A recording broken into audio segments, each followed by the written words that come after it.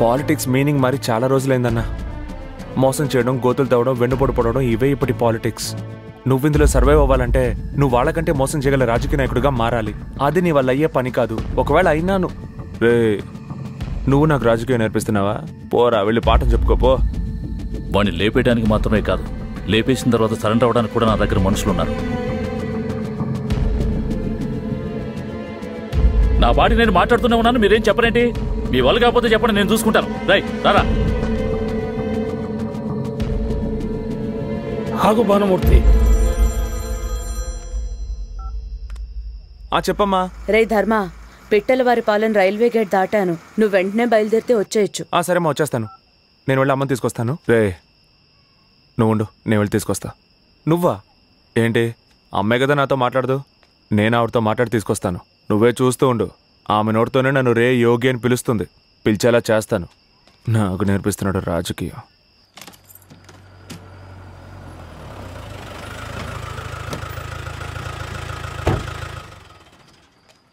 అయ్యగారు నిన్ను వెంటనే రమ్మంటున్నారు యోగి. ఏమంటున్నావురా? నిజంగానా? కోపంగా మాట్లాడారని కొంచెం బాధగా ఉంది. అయ్యగారు ఇప్పుడు ఎక్కడున్నారు? వెంటనే తీసుకురామన్నారు. వచ్చే దారిలో ఎక్కడ మీట్ అయ్యేది చెప్తానన్నారు. అమ్మ నువ్వే తీసుకురా. సరే అన్న.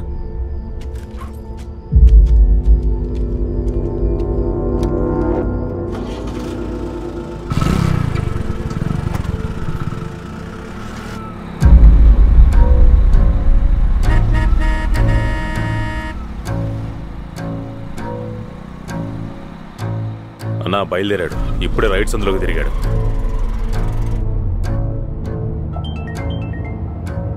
అయ్యగారిని కలిసే విషయం బయట ఎవరికి తెలియకూడదని చెప్పారు. చెప్పరా. ఎక్కడున్నావురా? బయటున్నాను. చెప్పు. బయట అంటే ఎక్కడ? విషయం ఏంటో చెప్పరా. పక్కన ఎవరో లేరు కదా? చెప్పు. రేయ్, నీ గురించి పార్టీ ఆఫీసులో చెడుగా మాట్లాడుకుంటున్నారు. జాగ్రత్తగా ఉండు. ఎక్కడికైనా బయటకు వెళ్ళాల్సి వస్తే చెప్పు, నేను వస్తాను. రే రామ్మూర్తి తన లైన్లో ఉన్నాడు, నేను తర్వాత ఫోన్ చేస్తాను. సరే.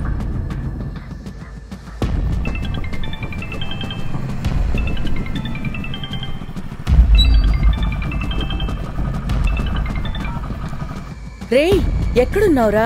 ఇదిగో వచ్చేస్తానమ్మా. త్వరగా రారా. సరే వస్తున్నా. ఫోన్ పెట్టే. వెళ్ళులోకి ఎన్ని ఫోన్లు చేస్తుంది. అసలే మనకి చీకట్లో దెయ్యాల భయం.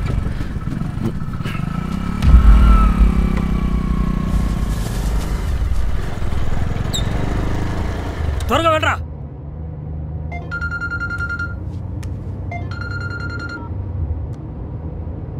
అన్నా రే అన్నా, మన సీనిగాడు తోబంగ్లకి బండి పోనీరా. సరేనా?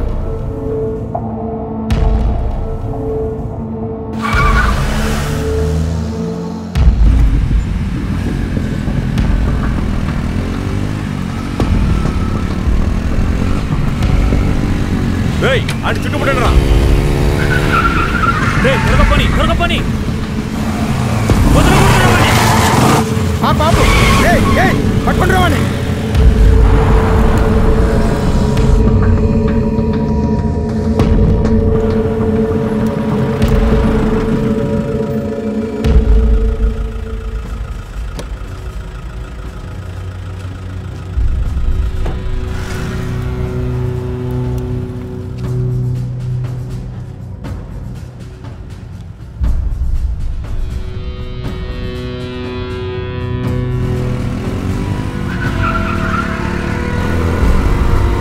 కొట్టావండి, వదలకో.